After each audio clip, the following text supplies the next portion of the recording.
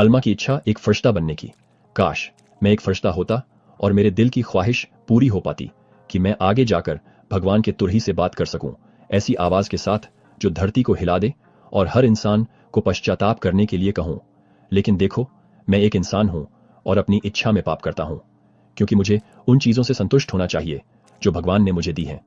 क्योंकि मैं जानता हूं कि वह लोगों को उनकी इच्छा के अनुसार देता है, चाहे वह मौत हो या जीवन।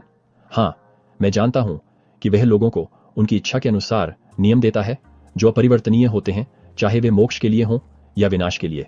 अब जब मैं ये बातें जानता हूं तो मुझे उस काम को करने से ज्यादा और क्या चाहना चाहिए जिसके लिए मुझे बुलाया गया है।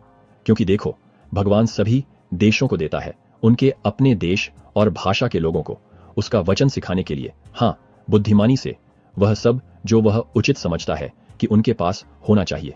मैं जानता हूं कि प्रभु ने मुझे क्या आज्ञा दी है और मुझे इसमें गर्व है।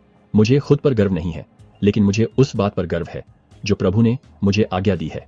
और यही मेरा गौरव है कि शायद मैं भगवान के हाथों में एक साधन बन सकूं, किसी आत्मा को पश्चाताप करने के लिए लाने में, और यही मेरी खुशी है।